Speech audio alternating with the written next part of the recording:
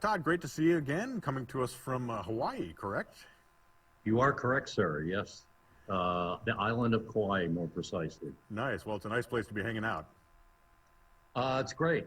If you got to be stranded somewhere, this is probably The place to be. Yeah. Nice, nice. So we're happy to have you join us here at Gearfest Online here in 2020. Great we were able to make this connection. We appreciate you taking the time to sit down with us today. Well, it's a lot easier than going to Indiana around now. So right, get used to it. A little shorter trip anyway, right? Just plug in and you're here. So I wanted to talk to you about a number of different things today. Obviously, you've had such a long career, and we did a fairly lengthy interview last time you were here at Sweetwater, actually. But I'm kind of curious to talk to you about a couple different aspects of the things that you do. And one of those is the fact that you're always, at least looking at it from the outside looking in, it looks like you're always on the leading edge of the current technology. I mean, everything from being a pioneer with home studios to a pioneer with home video studios to a mutual friend of ours was telling me about how you pioneered the use of in-ear monitors using a pirate FM radio station and some of the different technologies you've worked in. Talk a little bit about that. What draws you to new technology and what keeps you excited about it? I grew up in a household that was more or less steeped in technology because my dad was an engineer. He worked at a DuPont plant, and he was something of a polyglot himself, but he knew how to do electronic circuitry. He knew mechanics, drafting, had a big craftsman set up in the basement and stuff like that. So the technology was kind of taken for granted in our household. And I always had an interest in it for various reasons, some of them musical, some of them not. I got interested in computers very early on when I was just maybe before I was in my teens. I was just fascinated with the idea of a computer being able to think. So when personal computers became available, I just started collecting them. You know, I had an Altair, one of the very first ones that came out. It was a kit. You had to put it together yourself, and the programming involved first toggling in the boot thing with little switches, and that would enable it to read the paper tape reader on the teletype that you use for the I/O device. Right, right. I was an early adopter, especially in terms of computers, but I don't necessarily adopt everything. Mm-hmm. I don't own a cell phone. Well, actually, I do own a cell phone. I bought an iPhone 11, but just for the camera. Okay. So it has no, I don't have a SIM card in it. Oh, wow. I just use it for a photographic device. And it took me a long time to get into digital recording at first. Not because I had some attitude about the technology. It was just damn expensive at first. Right. You know, and I've always gone for like the most accessible thing, because my priorities are always that the music is the most important thing, and you don't put impediments in terms of capturing the music or presenting the music. So, you know, oftentimes the studio experience is, you know, it prevents people from getting into the whole experience of making music because of how expensive it is, because the time is also at a premium because other people want to use the studio besides you. Right. So that's when I got into, you know, building my own studio back in 1972 or something like that, built my first studio. And it was just what I could afford. I wasn't going for like the top of the line, everything technological. As a matter of fact, there was a lot of home equipment in there. Right. You know, there was Dolby made home versions of their noise reduction for people who had reel-to-reel tape machines. And so those were cheaper, and that's what we used. Mm-hmm. We didn't really do the things that were a normal part of the routine in a studio, like constantly calibrating the machines and that sort of thing. We were just really guerrilla about it. And that's always been my philosophy in terms of what technologies I adapt. If they seamlessly fit into what I'm doing, then I then I'll seek to learn about it and adopt it. But if it looks like it's an impediment of some kind, or the learning curve is too long, or the technology is really new and expensive, I don't have to have it, I just have to be comfortable when I'm working. Right, right. Well, that's kind of an interesting kind of a thing that you're talking about there, because it's very easy to get lost in the technology and to spend all your time learning the technology or working with the technology as opposed to actually creating. And you mentioned that you have certain criteria there, but how do you draw that line? How do you keep your focus on the creative side of it?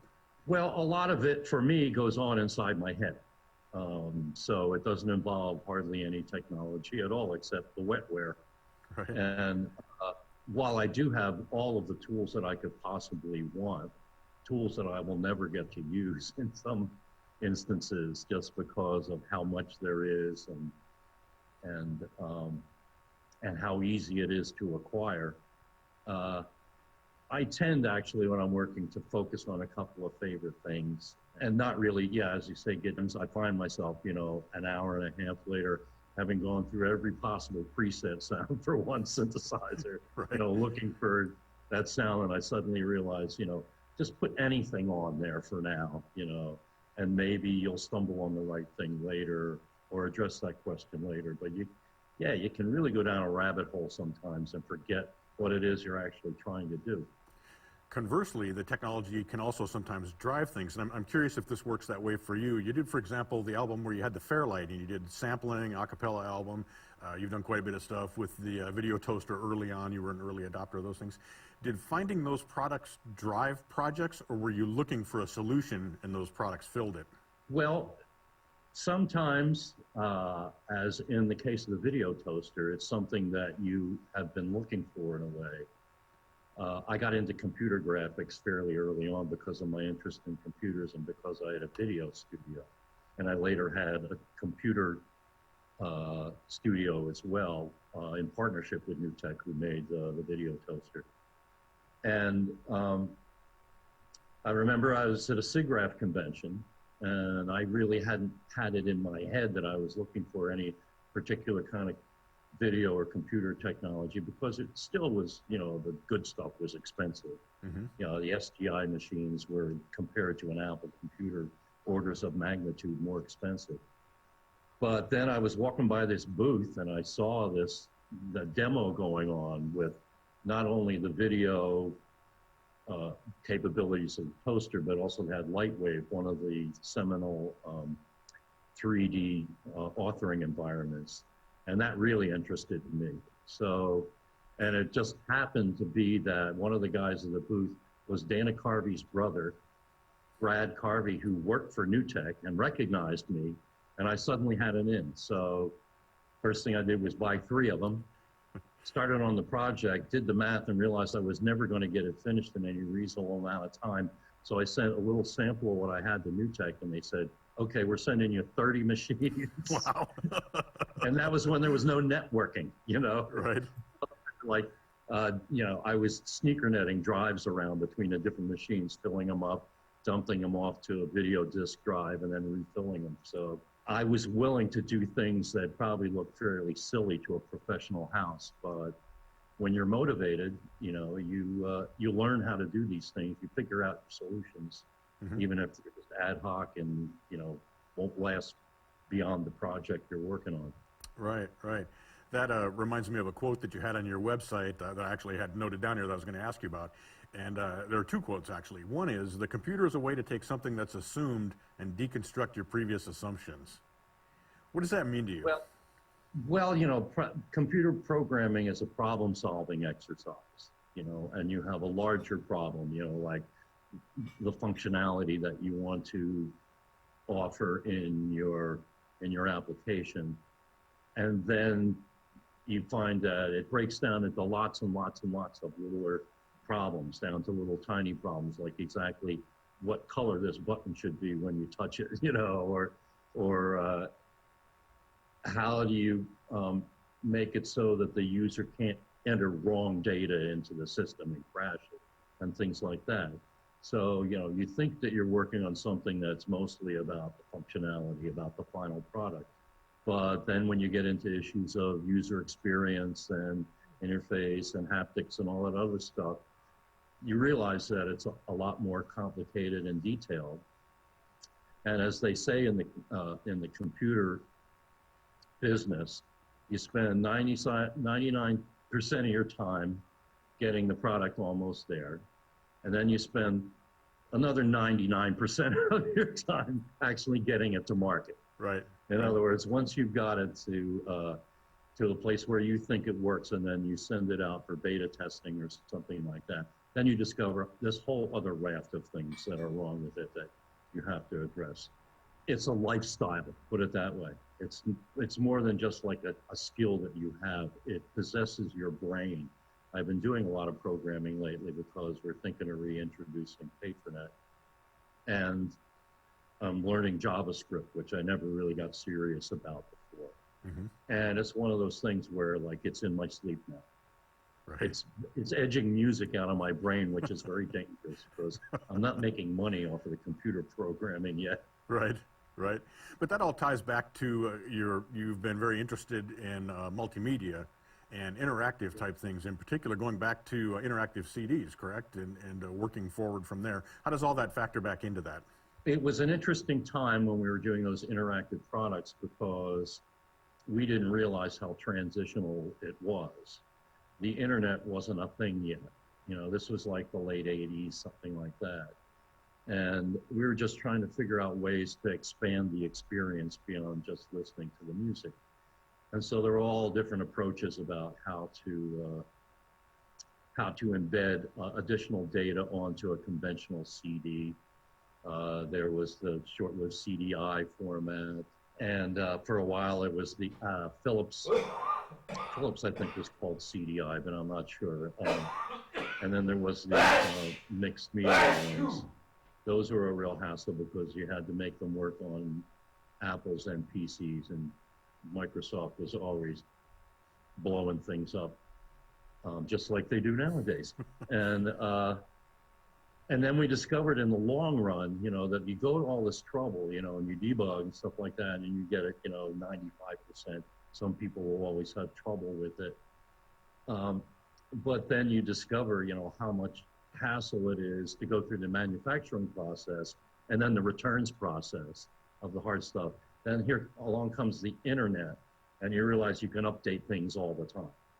You know, you got a fix you need to make, you make it on the server, and then everyone has the benefit on their client. So the whole idea of these fixed media formats kind of started to dissolve as soon as the internet came online, and as soon as something like Napster, or even before that, the internet music, can't remember it, IA something. It's got an acronym that I've forgotten, but it was even a forerunner to Napster. And when they proved that music and other sorts of media could be delivered remotely, well, it freaked the record companies out, of course, sure. But it also opened up all of these doors that have essentially founded the world that we live in now, in which anyone can be a musician, anyone can record the ideas that they have, and anyone can distribute them. Right, right. It seems like you went from you mentioned fixed media, but the kind of fixed presentation of things as a producer of albums, and this is the music and you consume it, to where your interest seems to have grown into more the interactive side of it, even with the things you're doing now with interactive virtual streaming on the internet and those kinds of things. What is the draw of that interactive side of being an artist? You expect a reaction to what you do. And not only that, you know, the audience's attitudes have changed over time. Music had a lot to do with it, but eventually all forms of entertainment have succumbed to it. Back in the day, you had to go home when you got like a new Beatles album or something like that. You went home, you locked the door, you unplugged the phone, and you sat down in the sweet spot and you listened to the whole thing all the way through, maybe 2 or 3 times even. And as soon as the Sony Walkman became a thing, you know, a product, that precious personal listening time suddenly became ubiquitous. You know, it was no longer just you in your house in the sweet spot. You were carrying the music with you everywhere you went. You were making it the background to other activities. So in one sense, you're devaluing the experience, you know, that first listening experience. But also you're making the music conform to you. The end result of that is the audience expects it. They expect to be able to put their hands in it and manipulate it in some way. Like it goes from, you know, the phenomenon of just making mixtapes, you know, taking songs off of different albums that you like and forming them into a new sort of performance. So it isn't necessarily a question of me making the choice about it. Mm-hmm. The audience has already made the choice. And that's a thing that, you know, for instance, the record industry never realized. The audience had already made the choice. You can't change their minds. You can't turn back the clock. Mm-hmm. They're not going to start thinking about music the way that you remember thinking about music. We've got these devices. They're not going away. We've got the internet. We've got cell data. You can have what you want wherever you are. And we just have to resign ourselves to it. So what does that mean to you as a songwriter and as a producer and as someone who creates music? Do you approach making the music differently? Well, as time goes on, certainly the process has changed. It's gotten down now where I can make music on my iPad if I have to, but I prefer to do it on my iPad, my MacBook. That's it. My MacBook Pro, by the way. But I used to need, you know, in the old days when I was running a, you know, relatively primitive Pro Tools session, I needed the biggest, most expensive desktop Macintosh made because I had to have a card cage in it so I could put the cards in it. Right. And then I had to buy the additional interface hardware and stuff like that. All of this seems so ridiculously primitive now, and this was only within the last 20 years. I have more power in this laptop than I ever had in any Pro Tools system that I ever, you know, paid through the nose for. I think the very first one I bought cost me $25,000. And so if I understand correctly, you're working mostly in Reason now, is that right? Reason is my go-to, yes. I've been happy with it ever since. As a matter of fact, I kind of integrated Reason into my workflow when I was still using Pro Tools because I had Rewire and I would run all of my synthesizers with Reason because Reason didn't have audio recording capabilities back then. Right. And then Reason became two programs, Record and Reason, and then they reintegrated back into Reason. And now they don't even they call it something else now. It's Suite. Right. It's Suite. Right. And so I've got the Suite. I've got pretty much everything I could desire in there. I've rekindled my relationship with Eventide, and I have all their plugins. It's just like 1970s again for me, you know. So I'm, you know, terrifically happy with my work environment, and I'm happy about the whole concept because it means that there are fewer and fewer obstructions to somebody who has real musical talent and ideas from getting that stuff recorded and into people's ears. Are there things in the, we'll say, the real world that are essential to what you do for creating music or as a musician? Are there guitars? Are there hardware processors, specific microphones you have to have? Solitude. It's what I have to have. I need uninterrupted solitude or else my brain doesn't, you know, the noise level doesn't go down far enough for me to hear what I'm actually thinking. Mm-hmm. So when I get into a serious songwriting mode, then I pretty much isolate myself. And I don't do anything. I'm not in a hurry to get down and bang on the keyboard or anything like that. I'm waiting for my subconscious to sort of take over because it usually does a better job of songwriting than my conscious mind. Mm-hmm. So does it start with a lyric idea? Does it start with a chord progression, with a melody? And how do you take it out of your subconscious and get it out? It start with anything. Often I'll have like a lyrical idea pop into my head and I'll jot that down, but I won't necessarily feel impelled to go finish it or turn it into a song right away. Mm-hmm. I tend to catalog a lot of things, and like I say, cram them into my brain, but not feel the obligation to finish right away, because I want my subconscious to do its work. It does a better job of sort of sorting out what I really think, because your conscious mind has an impression of yourself that you're constantly trying to reinforce. Your subconscious mind has no such impression. It's really you. Right, right. So at what point then, given that you have such a long history and such a successful history as a producer, does the producer side of your brain kick into that song production process? Well, I'm doing a lot of collaborations, and that kind of has given me the opportunity to use that production side more, because often, I'll get a demo from someone and the song is pretty much done, but it has to be turned into, a completed record, completed recording of some kind. So that's kind of where I get the most opportunity to use those production chops, because I don't get a lot of offers for, for records anymore, for doing a whole album for an artist, because the industry has changed. Particularly, the more commercial aspects. You'll look at the credits on a record and there'll be 3 producers and 5 songwriters. And so the whole thing where like you're the Svengali who shepherds somebody through the whole process, that's a much more rare thing nowadays. Very few artists really are looking for that kind of production. They're looking for success. And also, people don't think in terms of albums as much anymore. They think that in the very old-fashioned sense, you put out songs, and then when you got enough of them, you put them together into an album. I'm curious about the process, given that and the way that you're working with so many more collaborations, and given the gestation period inside your subconscious, if you will. How does all that work when you have a collaborator? Do you take ideas to them? Do they bring things to you? Or what is the process like?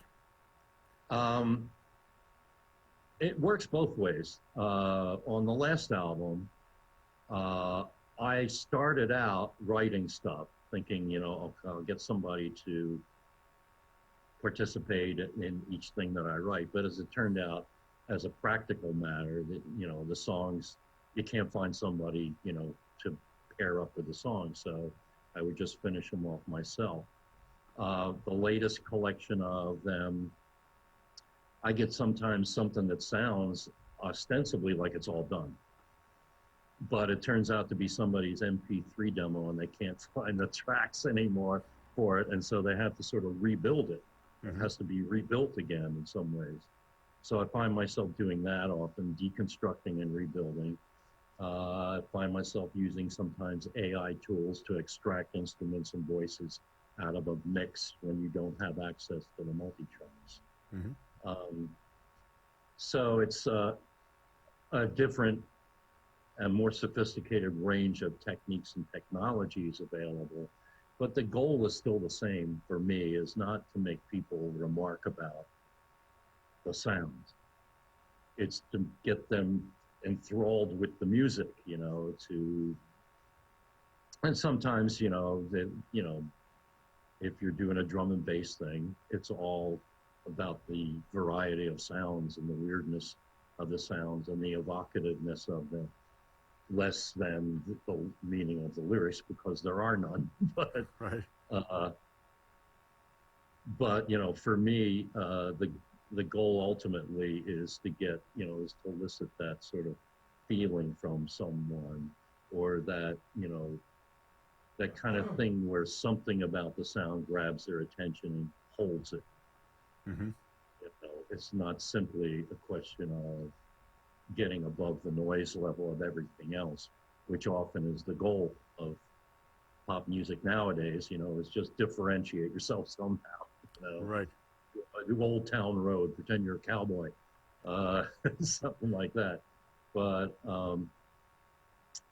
in the end, I think the reason why I maintain my audience is that particular attention to the experience of listening to a song and trying to make everything that goes into the production an enhancement to that experience, rather than something that's there gratuitously, or that in some ways calls attention away from it.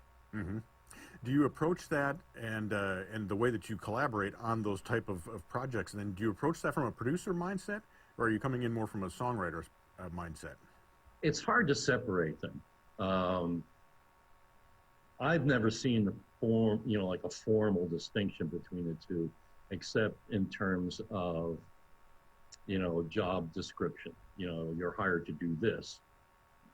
But often, particularly early on in my production career, if it turned out that we were running out of material in the course of a project, or that, a song needed a bridge and the artist was just stumped and couldn't figure out how to do it, then I would just step in and write it. And so that, to me, it's part of my philosophy as a producer overall, which is there's not one thing you're trying to do. What you're trying to do is make up any differences between what the artist brings to the process and what the process requires. So often the material's great and they perform it great. You just have to make it sound great.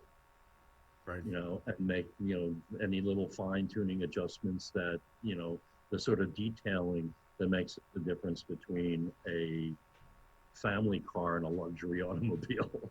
Right. They both drive and have wheels and motor and everything like that. And when they're new, they both look great, but one of them is going to last longer.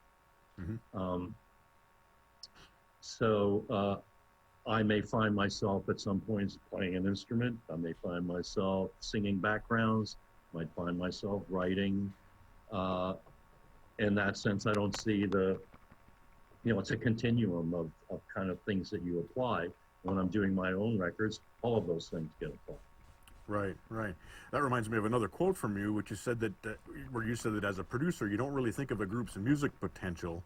You think of their record potential or their recording potential. What's the difference there? Well, I guess as an example, I was offered the production on the Tubes' very first record. And I produced 2 records for the Tubes since then. But it was their very first record. And I knew, and they sent me videotapes mostly. They didn't have like studio demos. They had videotapes of their show. And I felt at the time that the material was so written around the skits that they were doing that I couldn't figure out how it would convey on a record when you couldn't see any of that stuff. So I passed on the project. And as time went on, they started to develop more. They started to reverse it a little more because they got a record deal, realized they had to write songs, Right. that would work on the record as well as they would work on stage. And so as the band evolved, they started focusing a little bit more on, traditional songwriting, and that made it easier to make a record. Right, right. So I guess we're approaching the end of our time here today. I want to thank you again for sitting down with us. My nose is itching. That's how I know. Yes, that's the sign. So my last question That means I'm talking too much. No, not at all, not at all. My last question for you is, so after all the success you've had and all the music you've written and the projects you've done, what keeps you excited about what you do? Well, you never know when things are going to change. It seems now like music is in some sort of a rut. The same kind of rut that it's been in often before. We always have a rut before something exciting happens. So, we were in a terrible rut before the Beatles. We were listening to Frankie Avalon and Fabian. That was what pop music was. And then along came the Beatles and everything changed. Then, of course, the Beatles went away, and then we had the golden age of progressive rock. And then we fell into the doldrums again with disco music, where everything was 4 on the floor. And it was all about, touch my body and let's dance and all this other, empty lyrics. And then what happened? We had punk rock come along, and sort of re-excite everyone about the possibilities. And, and then the same thing happened in the 80s, when we had, new wave started to get more and more effete and, anemic. And then suddenly we had grunge.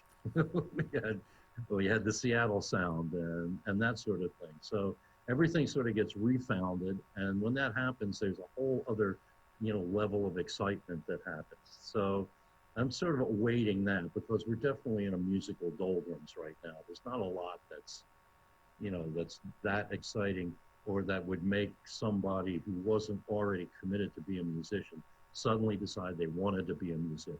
Hmm. And that's the kind of movement, that has to happen. Right, right. Well, I appreciate that. And again, thanks for sitting down with us. I want to mention that you have a couple of projects you're working on. Hopefully, you'll be able to get back out on the road and do the Individualist, the True Star shows that have been postponed because of everything that's been happening. But you Well, have we're scheduled for January now. We've awesome. been rescheduled. And so instead of in the balmy May, we'll be out in the dead of winter in January and February. But as of right now, we are booked to go. Awesome, awesome. And then you also are launching Todd's Honest Truth, right? The Todd's Honest Truth, which is a virtual streaming television interactive show over the internet. Yeah, that's as a matter of fact, next Monday, the 22nd, will be the first episode. This probably airs after that, so it was the 22nd. Right. And if it all goes well, I'll be doing another one on July 3rd and every 2 weeks after that. And it's mostly me hosting me. In other words, I'm doing a lot of video stuff, pre-produced video stuff, because it's very easy for a live online show to lapse into dead air and, sort of nothing happening or disorganization or lack of excitement, because you don't have that direct sort of interaction with the audience. So we're trying to, first of all, not bore the audience, Right. and give them interesting things to look at, have them be, prepared in a way that looks professional and like you're actually watching TV, and mix it up, do a bunch of different kinds of things. It's not me sitting in front of a bookcase playing a bunch of acoustic versions of my material. There's certainly enough of that on the web already. So while there is music in it, it is a music show. It's really a show more about the way that I think and the way I live. Nice. Nice. Well, we'll look forward to checking that out when, like you said, it'll already have launched the first episode by the time this airs at Gearfest, but it's going to be fun to check that out. And, man, thanks again for sitting down with us, taking time out of your balmy relaxation there in Hawaii. It just started raining. Oh, well, well, it's sunny here, so if you were in Indiana, it'd be a beautiful sunny day. Oh, okay. It was good to see you again. Indiana. Right. Well, we hope so. I hope please visit us again soon, and thanks again. We appreciate it. Thank you.